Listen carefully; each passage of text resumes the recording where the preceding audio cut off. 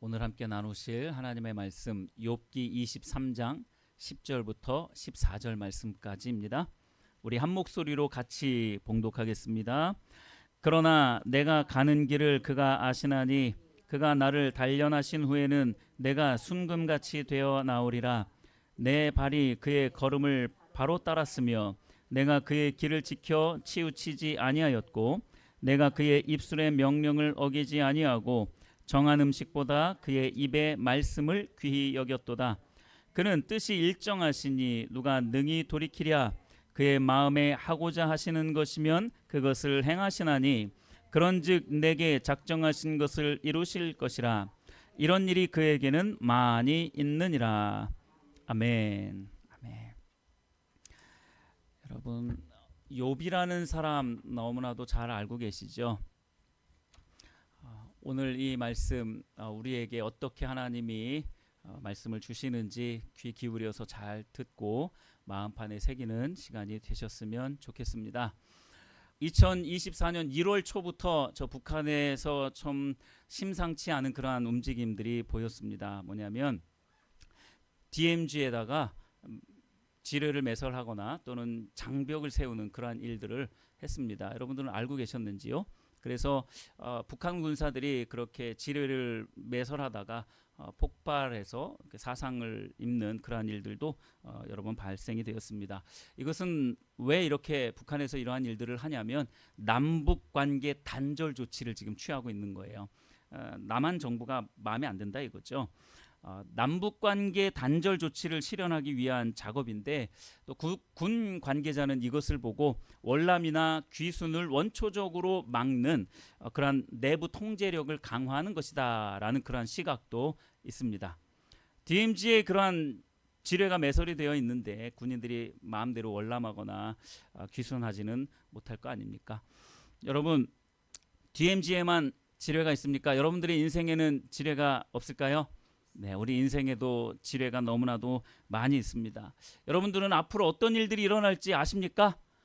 몰라요. 전혀 모릅니다. 어디에서 우리의 인생이 뻥뻥 터져 나갈지 아무도 예상하지 못하는 거죠. 그것이 우리의 인생이에요.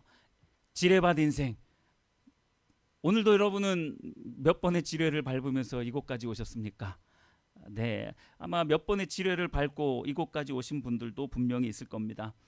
오늘 말씀은 그런 의미에서 우리 모두에게 시사하는 바가 굉장히 큽니다. 오늘 본문 말씀 10절을 보면 뭔가 반전을 의미하는 그러나라는 단어가 있죠. 그러나 나는 이렇게 하겠습니다 라고 그렇게 고백을 하고 있는데 이 지뢰밭 같은 인생, 어디서 뭐가 터질지 모르는 이 상황 속에서 욥은 어떻게 하면 하나님을 찾을 수 있을지 고민하면서 그분이 계신 그 처소에 가기를 간절히 소망했어요. 이게 오늘 본문 10절 그 이전에 있었던 내용입니다. 언제 터질지 모르는 그 인생길에서 이 욥은 수없이 많은 지뢰를 밟은 거예요. 너무나도 고통스러운 가운데 하나님을 찾고자, 하나님께 나아가고자 그의 처소 계신 곳에 그의 처소로 나아가고자 했는데 앞으로 가면 하나님을 찾을 수 있을까 해서 앞으로 막 달려가 봤어요. 그러나 하나님이 발견되지 않았습니다. 아니, 그러면 뒤에 계실까? 뒤로 돌아서 열심히 또 하나님을 찾아봤어요. 안 계세요.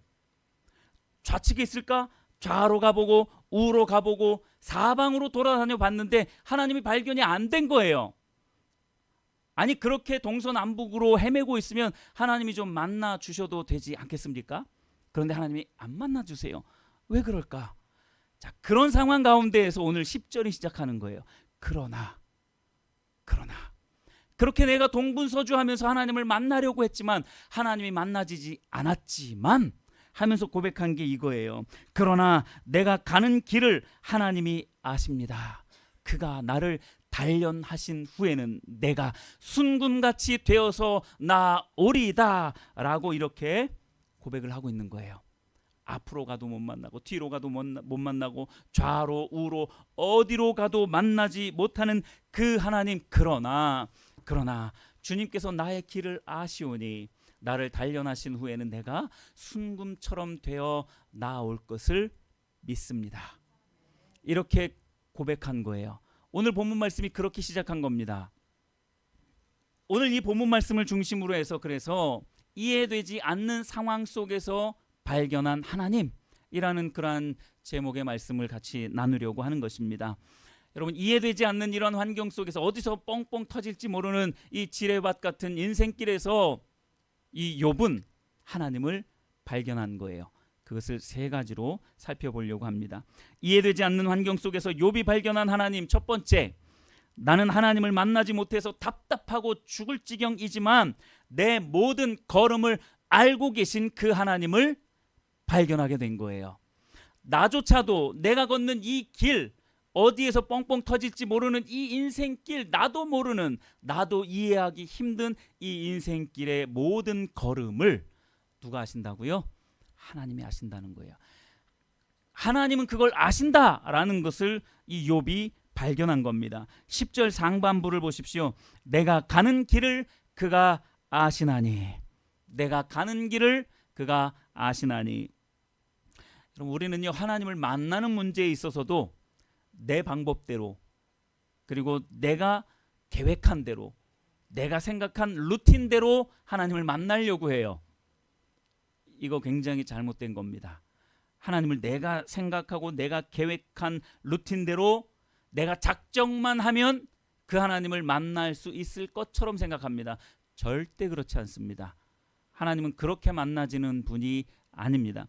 일전에 제가 한번 말씀을 드린 적이 있는 것으로 기억을 하는데, 어떤 청년이 하나님이 존재하는지, 정말 하나님이 살아계신지 한번 그 하나님을 만나보려고 초신자임에도 불구하고, 20대 초반의 초신자임에도 불구하고 교회를 나와서 열심히 신앙생활을 하더라고요. 새벽 예배도 나오고, 뭐 매번은 아니지만 새벽 예배도 나오고, 청년부 예배 한 번도 빠지지 않고 나오고, 그리고 수련회까지 참여를 하더라고요. 그렇게 열심히 신앙생활을 하는 걸 보고, 야, 20대 초반의 이 청년이 정말 큰 믿음이 생겨지려고 하는구나 라는 그런 마음을 가졌었어요. 그런데 거의 딱 1년이 되고 난 다음부터 그림자도 안 보이는 거예요.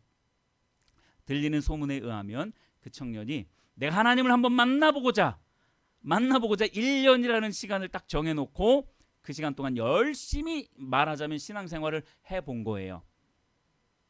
만나질까요? 그 태도는 물론 하나님을 만나고자 하는 어떤 그 마음 중심은 귀할 수 있지만 굉장히 왜곡된 자세인 거죠. 내가 정해놓은 때와 내가 정해놓은 그 기간 동안, 내가 정해놓은 그 장소에서 하나님이 나를 만나 주셔야 한다는 거예요. 내가 정해놓은 그 틀 안에 하나님 들어오세요 라는 거예요. 그러면 내가 혹시 하나님 믿어줄지 어떻게 알아요? 여러분, 이것처럼 교만한 마음이 없습니다. 하나님을 우리 마음대로 막 만들어내려고 하는 거예요. 그 시간 동안 하나님 나에게 찾아오면 내가 혹시 하나님 믿어줄지 어떻게 알아요? 라는 그러한 마음의 자세인 거죠. 우리는 하나님을 만날 때와 장소, 어떤 기간을 절대로 정할 수가 없어요. 우리 마음대로 그것을 계획할 수도 없다는 거죠. 여러분, 이 비밀을 이미 알게 된 솔로몬이 뭐라고 고백을 했냐면, 사람이 자기의 마음으로 자기의 길을 계획할지라도 그의 걸음을 인도하시는 분은 여호와시다. 내가 아무리 많은 것들을 계획한다 할지라도 그 걸음을 인도하시는, 그 결과를 이끌어내시는 분은 오직 하늘에 계신 여호와 하나님밖에 없다라고 솔로몬은 고백하게 된 겁니다. 사람들은요, 너무도 당연하게 자기가 기대하고 자기가 계획하고 자기가 목적한 대로 하나님이 움직여 주기를 바라요. 그것의 일환으로 끊임없이 뭘 하냐면 자기 목적을 놓고 기도하는 겁니다. 자기 목적을 놓고 자기가 계획한 대로 자기 생각을 놓고 열심히 기도하는 거예요. 그러다가 하나님이 안 들어주시면 뭐합니까? 획 돌아서 버리는 거죠. 마치 1년 동안 그렇게 하나님을 찾아보려고 했던 그 청년처럼 하나님이 만나지지 않으니까 돌아서 버린다라는 거죠. 그런 신앙의 자세로 신앙생활하니까 내가 예상하고 계획하고 기대한 대로 하나님이 일하시지 않으면 너무 쉽게 돌아서 버리는 거예요. 그 신앙이 완전히 돌아서 버리는 거죠. 사실 욥도 자기 인생길이 왜 이렇게 험난한지, 나에게 왜 이런 고난이 닥치는지 100% 이해하지 못했어요. 아니, 어쩌면 전혀 이해하지 못했습니다. 이해는 고사하고 자신의 삶에 대한 의문만 가득했어요. 이게 도대체 뭐지? 이게 도대체 뭐지? 하는 의문만 가득했어요. 욥 자신은 왜 이런 고난을 내가 받아야 하는지, 자신이 왜 이런 고난을 받아야 하는지 정말로 궁금했어요. 이런 고난을 받을 만큼 자신이 뭐 큰 죄를 저질렀거나 그런 게 별로 없거든요. 그러니까 더더욱 궁금증은 커지죠. 여러분, 그래서 이 욥이 하나님을 찾았던 거예요. 뭐라도 좀 단서라도 얻고 싶은 거예요. 도대체 내 인생 왜 이렇게 고달픕니까, 하나님? 원인이 뭡니까? 이유가 뭡니까? 내가 당하는 이 고통, 이유나 알고 이 고통을 당하면 안 됩니까? 하면서 하나님을 찾아다닌 거예요. 그런데 만나지지가 않는 거죠. 근데 욥의 다른 점은 오늘 본문 10절에서 말씀하고 있는 것처럼 그러나예요. 그러나, 이 그러나에 모든 것들이 다 포함되어진 거예요. 그러나 나의 갈 길을 주님이 아신다라는 겁니다. 욥은요, 다윗처럼 간음죄를 저질렀거나 살인죄를 저질렀거나 하는 큰 죄를 저지르지도 않았어요. 사실 사도 바울처럼 예수님 믿는 사람들을 잡아다가 죽이려고 하는 그러한 일들도 없었어요. 그야말로 욥은 그야말로 애매히 고난받는 사람의 전형적인 모습입니다. 애매히 고난받아도 고난받는 어떤 정당성이 없어요. 그럼에도 불구하고 고난받고 있는 거예요. 그런데 그렇게 고난받는 이 욥은 그러나 하면서 하나님을 절대 배반하지 않죠. 자, 욥이 얼마나 큰 고난을 받고 있었냐면 침 삼킬 잠시 동안도 자신에게 숨 돌릴 시간을 주시지 않는다라고 그렇게 표현을 하고 있어요. 여러분, 잠깐 침 한번 삼켜 보실래요? 얼마나 걸려요? 한 1분 걸립니까? 한번 침 삼키는데 1분이나 걸려요? 1, 2초면 침 한번 꿀떡 삼키잖아요. 욥의 고난이 얼마나 고통스러웠는지 그 잠깐의 침 삼킬 동안에 그 숨 돌릴 시간도 허락하지 않으신다라고 그렇게 말씀하고 있어요. 얼마나 고통이 심했던지 단 한순간도 그 침 삼킬 1, 2초간의 그 시간조차도 하나님은 주시지 않는 거예요. 욥기를 보면 그렇습니다. 욥에게 몇 명의 자식이 있었어요? 10명의 자식이 있었습니다.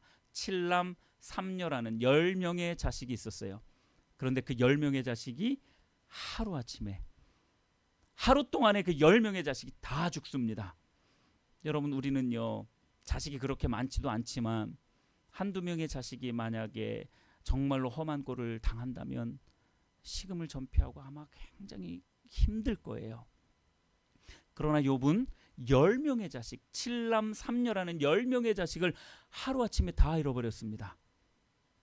그뿐만이 아니라 양과 낙타, 소, 그리고 나귀, 그리고 건물, 여러 가지 그 재산을 다 합치면요, 최소 100억 원이 넘습니다. 오늘날 환율로 따지자면 최소 100억이 넘는 그 전 재산을 그것도 하루아침에 다 잃어버렸어요.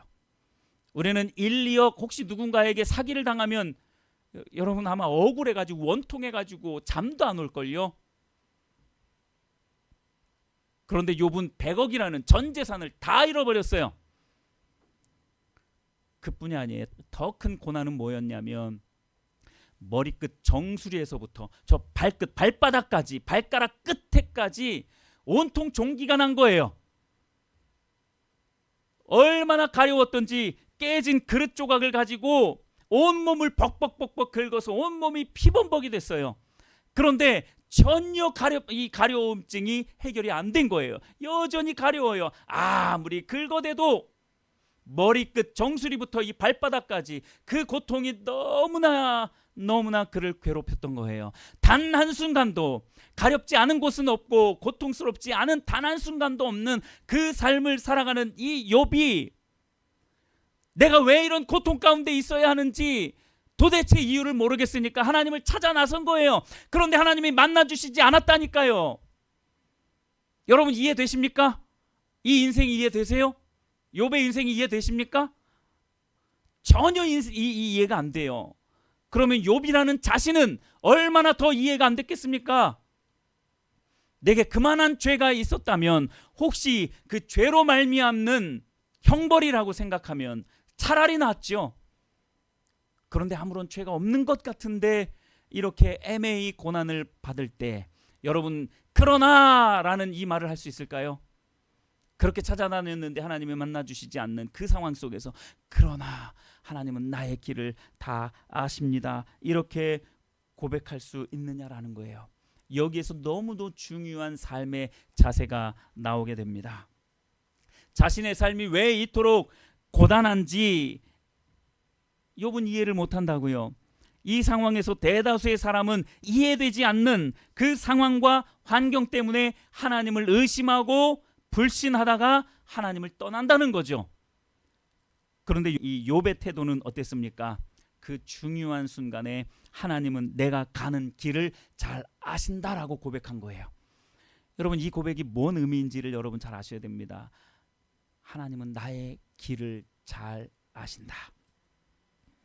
하나님은 욥이 삶에서 겪는 그 복잡하고 다양한 그 모든 일들과 그가 걸어가는 꼬불꼬불한 그 인생길, 어디서 터질지 모르는 지뢰밭 같은 그 인생길의 모든 그 과정을 다 아시고 마지막 그의 걸음 끝에 어디에서 그의 숨이 멎을지 그 걸음 끝까지 하나님은 다 아신다는 거예요. 그러니까 이 욥의 고백이 그 나의 삶의 모든 여정을 다 아시고 인정해 주시고 내 삶의 마지막 걸음의 그 끝자락에서 하나님이 두 팔 벌려 기다리고 계신다라는 것을 욥은 믿었던 겁니다. 할렐루야. 여러분 이렇게 믿은 자는 바로 그러나라는 고백이 나올 수 있어요. 아무리 하나님을 찾아 돌아다녔지만 만나주시지 않는 하나님, 그러나 나의 모든 길을 아시는 그 하나님을 내가 발견하고서는 원망이 더 깊어질 수가 없는 겁니다. 나는 내 인생을 다 이해하지 못하지만 하나님은 내 인생의 모든 여정과 끝을 다 알고 계신다는 그 무한 신뢰의 고백이 그러나 나의 갈 길을 주님께서 하나님께서 다 아십니다라고 그렇게 고백하고 있는 거예요. 내 인생이지만 여러분 자신의 인생이지만 여러분 자신의 인생 아십니까? 단 한 걸음 앞을 여러분들이 아세요? 어디에서 지뢰가 터질지 모르는데 그러나 그 인생의 길 그 끝 어디가 끝인지 모르지만 언제 끝날지 모르지만 그 길 끝이 어디인지 이미 알고 계신 그 하나님이 그 인생길 그 끝자락에서 그 길 맨 끝자락에서 두 팔 벌려 기다리고 계신다는 거예요. 수고했다. 고생했다. 사랑한다. 내가 네 인생을 인정한다. 여러분 이렇게 하나님이 두 팔 벌려 기다리고 계신다라는 이 믿음이 있는데 어떻게 하나님께 원망을 할 수 있겠느냐라는 것입니다. 욥은 이해되지 않는 이 환경 속에서 나의 길의 끝을 다 알고 계신 그 하나님을 발견한 겁니다. 여러분들도 이 하나님을 발견하게 되시기를 예수님의 이름으로 축복합니다. 어떻게 될지 모르는 이 인생길 그 끝에 하나님이 기다리고 계신다는 것, 내 인생을 다 인정해 주시고 보상해 주신다라는 거죠. 이게 첫 번째 이해할 수 없는 상황 속에서 발견한 하나님입니다. 두 번째, 욥은 이해할 수 없는 그 환경 속에서 자신을 단련해 주시는 하나님을 발견했습니다. 1993년 4월 1일 21살의 한 청년이 논산훈련소로 입대를 하게 됩니다. 얼마나 두렵겠어요. 생전 처음 만나는 사람들과 또 생전 처음 보는 총, 생전 처음 보는 철모, 생전 처음 보는 군장, 생전 처음 보는 무서운 교관들, 거기에서 훈련을 아침부터 오후 저녁까지 끊임없이 훈련을 하는데 너무 힘든 거예요. 너무 힘든 거예요. 낯선 환경. 부모님도 보고 싶고 가족도 보고 싶고 친구들도 보고 싶고 다 보고 싶지만 절대 볼 수 없는 그런 상황 속에서 이 청년이 이러다가 너무 이 힘든 훈련, 이 고된 훈련 속에서 내가 어떻게 되겠다, 나 미치겠다 이런 생각을 한 거예요. 그러다가 생각을 딱 고쳐 먹은 거예요. 어떻게 고쳐 먹었냐면 내가 하는 이 훈련, 그래, 내가 지금 헬스를 하는데 PT 선생님을 만난 거야. 나를 단련시켜주는, 나를 더 단단하게 해주는 그 헬스 트레이너야 라고 생각을 하면서 그 무서운 조교를 이제 그렇게 바라보기 시작했어요. 하는 훈련 열심히 뺑뺑이를 돌기도 하지만 막 달리면서 이거는 고된 훈련이 아니라 나를 단련시키는, 내 체력을 더 보강해주는, 나를 더 단단하게 만들어주는 그런 운동이야 라고 생각을 했더니 조금은 그 마음이 위로를 얻은 거예요. 이제는 달릴 때에도 나를 더 단련시키는 것으로 생각하고, 뭔가를 들 때에도 힘들어 이게 아니라 나를 단련시키는 운동기구로 그것을 삼았던 거예요. 그러니까 조금은 그 훈련들이 힘들지 않게 다가왔던 거죠. 여러분, 장애물을요, 그야말로 내 인생에 있어서 짐짝으로 여기는 사람들은요, 평생 그 인생 고달픈 인생으로 끝나버립니다. 그러나 그 장애물을 나를 단련시키고 나를 더 튼튼하게 해주는 운동 도구로 여길 수 있다면 그 사람의 인생은요, 찬란하게 빛나게 될 것입니다. 욥이 그걸 발견한 거예요. 욥이 그걸 발견한 겁니다. 그렇게 나를 단련하시는 하나님, 내 인생을 고달프게 만들고 내 인생을 힘들게 만드는 하나님이 아니라 그 일들을 통해서 나를 더 단단하게 만드시고 내 근육을 키우시는, 믿음의 근육을 키워주신다라고 그렇게 하나님을 인식하기 시작한 거예요. 그 하나님을 발견하기 시작한 겁니다. 그 청년이 누군지 아세요? 네, 박현웅이라는 청년이에요. 네. 타이어를 드는데 너무 힘든 거예요. 이건 왜 이렇게 힘들어? 처음에는 그랬었어요. 근데 나중에는 그 타이어를 들면서 이건 운동이야.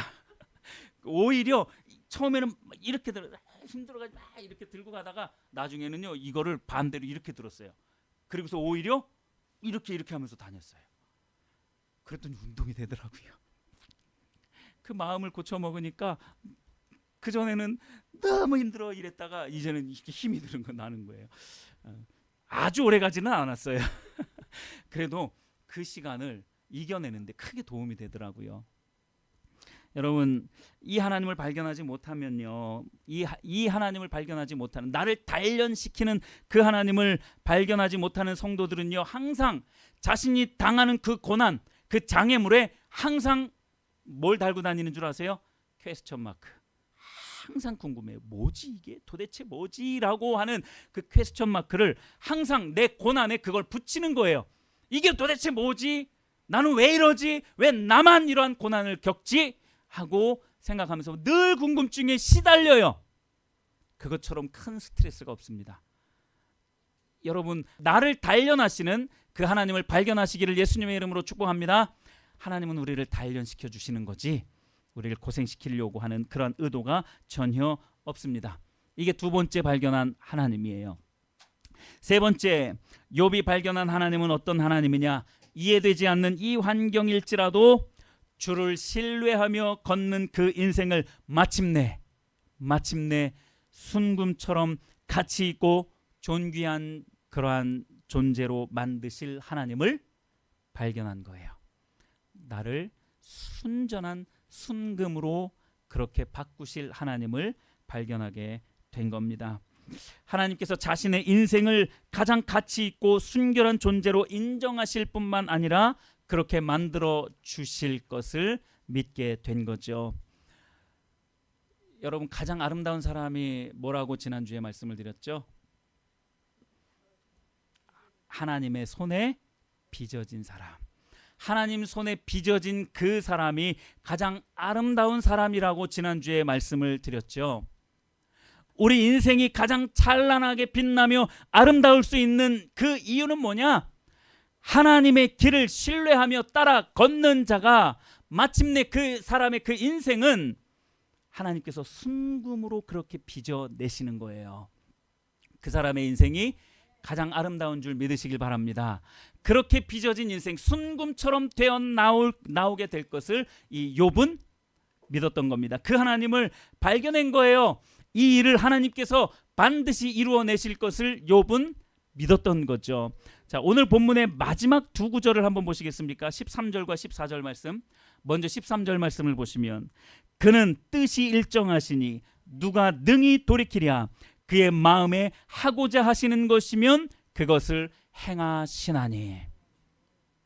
하나님은요, 하나님 뜻대로 하시겠다고 하면 반드시 하신다는 거예요. 우리를 빚어내시겠다라고 하면 반드시 빚어내시겠다라는 거예요. 불구덩이에라도 던져서라도 우리를 그렇게 빚어내시겠다라는 거예요. 순금처럼 되어서 나올 때까지 우리를 그렇게 만드시겠다라는 거예요. 하나님이 뜻이 그러하다면 마음에 하고자 하시는 것은 반드시 한다는 거예요. 여러분, 하나님이 마음에 하시고자 하시는 것을 반드시 하신다. 그것을 우리는 주인의 권리, 즉 주권이라고 말을 하는 겁니다. 하나님이 하시겠다고 하면 우리는 뭐라고 대꾸할 게 없는 거예요. 우리는 뭐라고 대꾸할 게 아무것도 없는 거죠. 그래서 다니엘은 이렇게 말합니다. 하늘의 군대에게든지 땅의 사람에게든지 그는 자기 뜻대로 행하시나니. 그의 손을 금하든지 혹시 이르기를 내가 무엇을 하느냐라고 말할 사람이 한 사람도 없다라고 말씀합니다. 무슨 말입니까? 하나님은 자기 뜻대로 하시는데 독불장군이 아니라 그게 가장 선한 결과를 낼 수 있기 때문에 하나님은 하나님의 뜻대로 하시는 거예요. 근데 하나님의 뜻대로 행하시는데 그 손을 금할 자가 아무도 없고 어느 누구도 하나님 왜 그렇게 하십니까? 무엇을 하고 계십니까? 라고 말할 사람이 아무도 없다는 거예요. 이게 하나님의 절대 주권입니다. 이 세상은 하나님의 절대 주권 가운데 완전히 놓여 있어야 가장 평안해요. 그런데 그 하나님의 절대 주권을 무시하고 떠나버린 사람들이 많아지면 많아질수록 이 사회는 더 악해지는 겁니다. 그럼 왜 하나님은 가만히 계실까요? 그 우리가 이해 못하는 거예요. 욥이 이해하지 못한 것처럼. 욥이 이해하지 못한 것처럼. 그러나 그 이해하지 못하는 상황 가운데서 욥처럼 이러한 것들을 발견해야 돼요. 이러한 것들을 발견해야 됩니다. 하나님은 하나님의 뜻대로 행하십니다. 하나님의 행하심이 사람의 어떤 뜻이나 사람의 어떤 결정이나 사람의 목적에 의하여서 좌지우지되지 않습니다. 절대로 움직여지지 않는다는 거예요. 그래서 하나님이 행하시는 일을 금하거나 하나님 지금 뭐 하시는 겁니까? 라고 대꾸할 사람은 아무도 없다는 거예요. 그러한 자격이 있는 사람은 아무도 없다는 것입니다.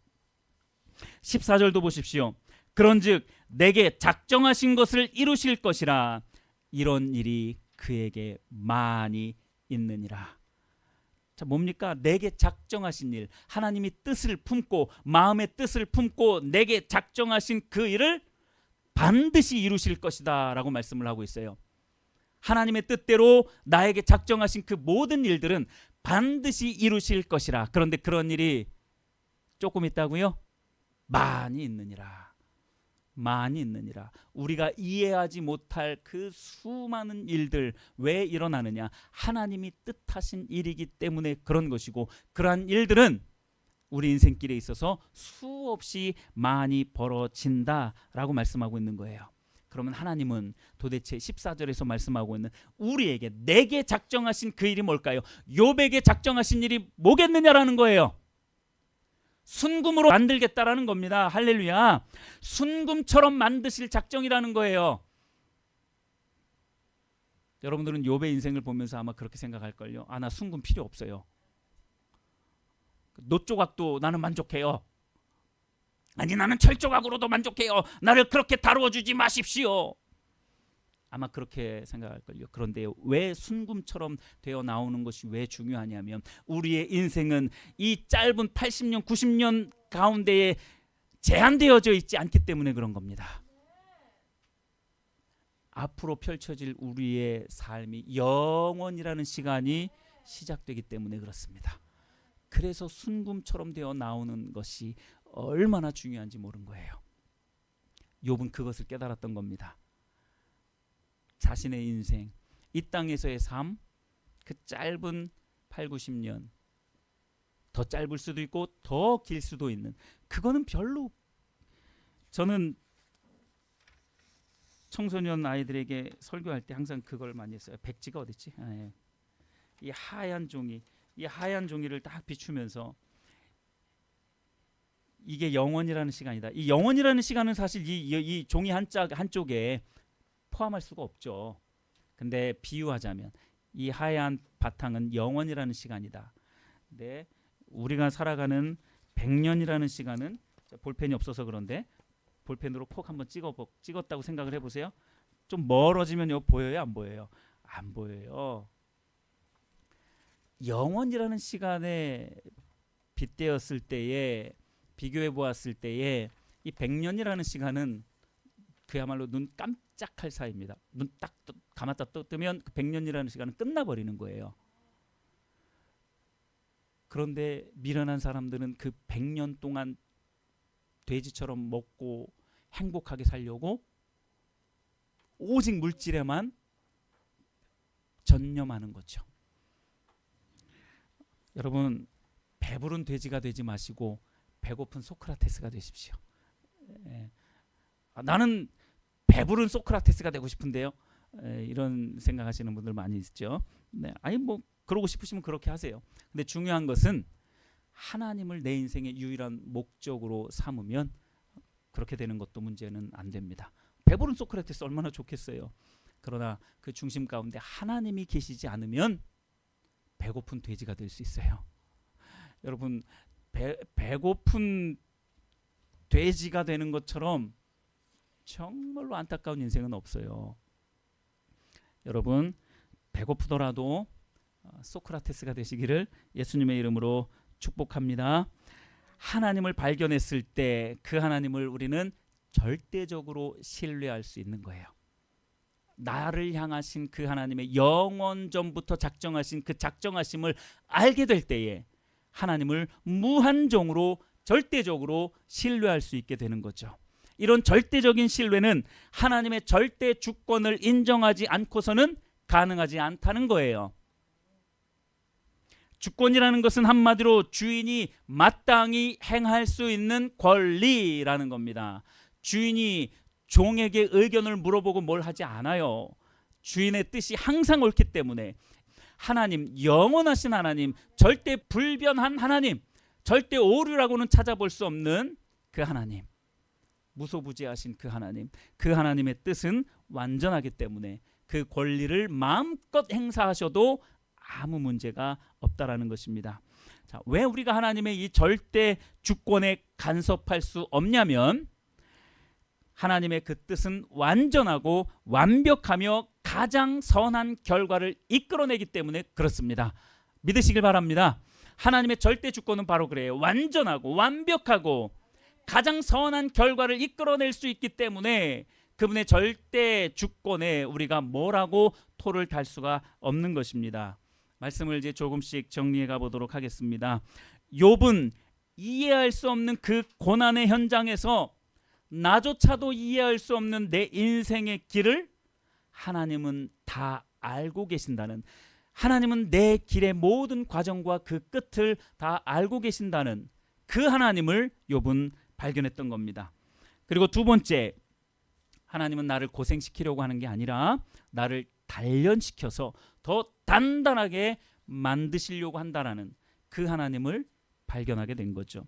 그리고 전적인 하나님의 주권을 겸손히 인정하며 따라가는 인생을 가장 아름답고 가치 있는 인생으로 만드실 그 하나님의 영원 전부터의 작정도 발견하게 된 거죠. 여러분, 이렇게 하나님을 발견하실 수 있게 되기를 예수님의 이름으로 축복합니다. 이걸 발견하게 되면요, 이해되지 않는 그 인생의 수많은 문제가 아무리 끊임없이 발생한다 해도 요동하지 않을 수 있어요. 그래서 하나님을 발견한 그러한 사람들의 공통적인 행동이 있는데 어떤 행동인지 아십니까? 이해되지 않는 그 상황과 그 환경 속으로 더 깊이 들어갑니다. 여러분, 그거 이해되세요? 그 이해되지 않는 그 상황과 환경 속으로 더 깊이 들어갑니다. 나는 주 예수의 이름을 위하여 결박당할 뿐 아니라 예루살렘에서 죽을 각오도 하였노라. 이게 누구의 고백인지 아세요? 바울의 고백입니다. 성령께서 너 예루살렘에 가면 많은 환난과 고난과 핍박이 있을 거야 라고 성령님께서 말씀해 주세요. 그 말을 들은 다른 제자들과 많은 주변에 있는 사람들이 바울 사도요, 저 예루살렘으로 가지 마십시오. 예루살렘으로 가지 마십시오. 이렇게 말을 해요. 그때 바울이 이 고백을 한 거예요. 나 바울은 주 예수의 이름을 위하여 결박당할 뿐만 아니라 저 예루살렘에서 죽을 것도 각오하였노라. 그 이해되지 않는 그 상황과 환경 속으로 더 깊이 들어가는 거예요. 왜요? 하나님에 대한 전적인 신뢰가 있기 때문에 그런 거예요.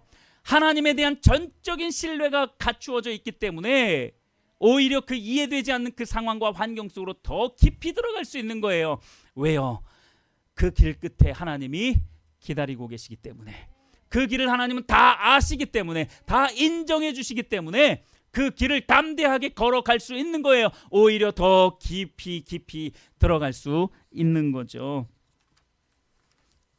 내가 그 길로 가면 뻔히 죽을 줄 아는데도 가는 거예요. 달려가는 거죠. 우리가 이 땅에서 벌어지는 모든 일들 다 이해할 수 없습니다. 아니, 내 인생에서 일어나는 작고 큰 일들 다 납득이 되지도 않고요, 수긍이 되지도 않아요. 그건 어쩔 수가 없는 거예요. 우리가 이 모든 것들이 이해되기를 바라면서 논리적으로 해석되어지기를 바라면서 산다면 그 인생처럼 교만한 인생은 없을 겁니다. 그게 바로 인간의 교만이에요. 그리고 아집이죠. 하나님이 창조하신 이 세상을 사랑하는 방식은 이해가 아니라 신뢰인 줄 믿으시길 바랍니다. 하나님을 향한 전적인 신뢰지 이해나 논리력 이걸 가지고 사는 게 아니에요. 물론 우리는 열심히 책도 읽고 열심히 공부해서 논리력을 키울 필요도 당연히 있습니다. 그러나 궁극적으로 이 세상을 살아가는 원리는 그 논리력 가지고 안 돼요. 그 이해력 가지고 안 됩니다. 하나님을 전적으로 신뢰하는 그 신뢰의 마음으로 이 세상을 살아갈 수 있는 거죠. 이 세상을 살아갈 수 있는 또 하나의 힘은 이 세상에 머리박고 이 세상의 소망을 삼고 사는 것이 아닌 영원한 가치인 저 하늘나라를 소망하면서, 하나님을 소망하면서 우리의 모든 길들을 다 준비하시고 알고 계신 그 하나님을 소망하면서 사는 것인 줄 믿으시길 바랍니다. 하나님 앞에서의 인간의 한계와 무지 그리고 연약함을 철저히 인정하시면서 궁극적으로 최선으로 인도하시는 하나님을 발견하고 알아가시는 그 은혜가 이 시간 모든 성도들에게 임하여지기를 예수님의 이름으로 축복합니다.